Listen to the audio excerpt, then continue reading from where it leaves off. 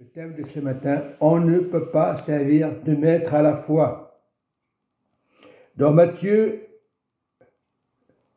6, 24, nul ne peut servir deux maîtres, car ou il haïtra l'un et aimera l'autre, il attachera à l'un et méprisera. Faute, vous ne pouvez pas servir Dieu et maman. Donc, lorsque tu donnes tes offrandes, tu peux donner tes offrandes, mais tu sers Dieu d'abord.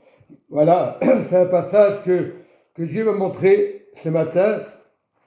Et la parole dit dans 2 Corinthiens 9, verset 7, que chacun donne comme il l'a résolu en son cœur, sans tristesse ni contraire, car Dieu aime celui qui donne avec joie. Et c'est la joie que Dieu demande. Parce que c'est vrai qu'on vit dans un monde d'argent.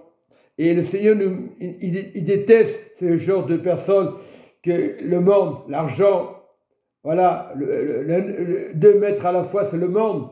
Et Dieu veut qu'on le sert. Dieu, il veut qu'on l'honore en donnant nos offrandes, tout simplement. C'est une parole radicale.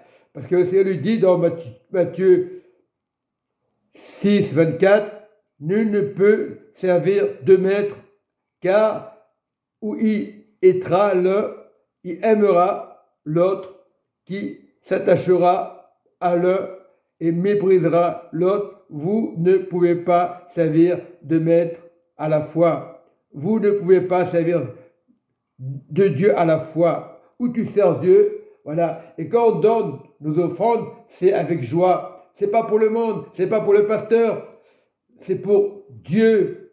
Et Dieu va contrôler les finances. C'est Dieu qui contrôle les finances. On n'a pas contrôlé. Dieu contrôle. Dieu donne l'intelligence. Dieu nous donne l'intelligence comment gérer les offrandes. Mais il ne faut pas se faire une habitude. C'est un rappel. Et je termine.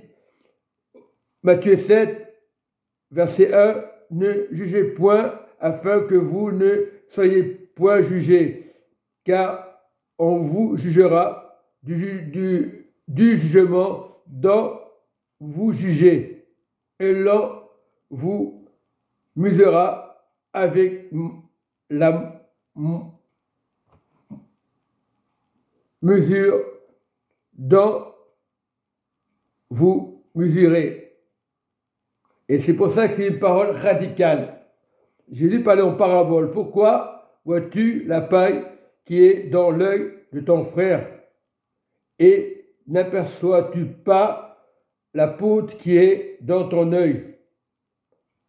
Ou comment peux-tu dire à ton frère, laisse-moi ôter une paille de ton œil, et toi qui as une poutre dans le tien? Et Dieu nous montre qu'il ne faut pas juger. Quand tu vois un frère, une sœur dans l'église, et que tu tournes le dos, c'est manque de respect. Que tu ne dis pas bonjour, c'est manque de respect. On s'appuie toi en disant, oh le frère est fâché, il va partir. Non, c'est une politesse. Moi, ça ne me gêne pas. J'ai remarqué dimanche, la sœur elle passe devant deux frères, elle fait la bise, et elle me tourne le dos. Mais c'est quoi ça? C'est quoi digne de vérité? C'est un mensonge. On ne peut pas mépriser. L'église de Dieu n'est pas là pour mépriser. Mais la nouvelle qui vient à l'église, la nouvelle personne, on ne peut pas mépriser. C'est un manque de respect. On doit respecter, même ceux du monde, même nos voisins. Moi, quand je vois un voisin, je fais la bise, c'est tout. Il y en a qui ne le font pas, c'est pas grave. Mais c'est aujourd'hui la peur. La peur n'est pas de Dieu. Manquant de respect. Moi, j'ai l'habitude. Beaucoup de gens, ils parlent que de ça parce qu'ils sont blessés. Ah, t'entends les pasteurs, parce qu'il a pas fait la bise, parce que... Oui, ça peut arriver. On a des soucis, des problèmes. Mais quand tu es dans l'église, quand tu es infecté dans l'église, ton cœur doit changer. C'est pas question de bâtiment. Et c'est ça. Mais on continue. Lui, la prochaine fois qu'il vient, on va faire pareil, on va l'ignorer. Bah, il faut ignorer. Moi, ça ne me gêne pas. Mais c'est une remarque que la sœur n'est pas méchante. Peut-être elle était ailleurs. On va chercher des excuses. Non, un acte de vérité.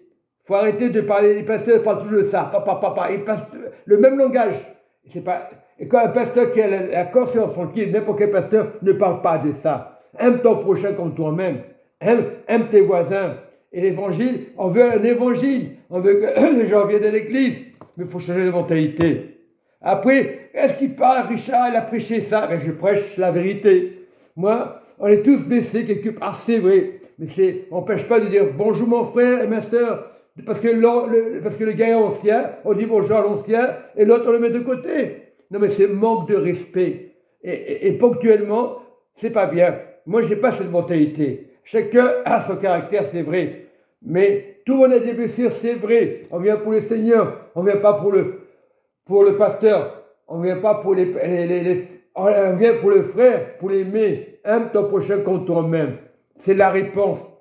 C'est ça la clé. Aime ton prochain. Ne pose pas la question. Tu dis bonjour. Sans calculer, bonjour mon frère, ma soeur. Voilà l'église. C'est pas une question parce que le frère est parti, parce qu'il n'a pas fait la bise. Ça n'a rien à voir. Moi, on peut dire des tas de trucs. J'entends des tas de trucs parce qu'il ne fait pas partie du groupe. C'est honteux. Nous sommes appartenant à Jésus, Christ. Il faut de l'argent. Il faut donner pour Dieu, comme je disais tout à l'heure. Donner avec joie, pas avec tristesse. Tu donnes, mais si tu donnes contre cœur, ce n'est pas la peine de donner. C'est comme une malédiction. C'est vrai qu'on gaspille de l'argent dans les magasins. On n'a pas le choix. C'est vrai qu'il faut donner. C'est vrai que la vie est chère, mais on donne pour Dieu. Voilà ce que j'ai à dire. Et ça, c'est toutes les mêmes réflexions. Mais c'est pas grave. Tous les pasteurs sont comme ça. Toujours énervés. Mais pourquoi, pasteur, si tu n'as pas la conscience tranquille, pourquoi tu répètes les mêmes trucs? Non, de nous aimer les uns les autres. Voilà, on dira, ah ce frère il est dur comme il parle. Non, je ne suis pas dur. Je vous aime et je vous embrasse tous. Que Dieu vous bénisse. Amen et Amen.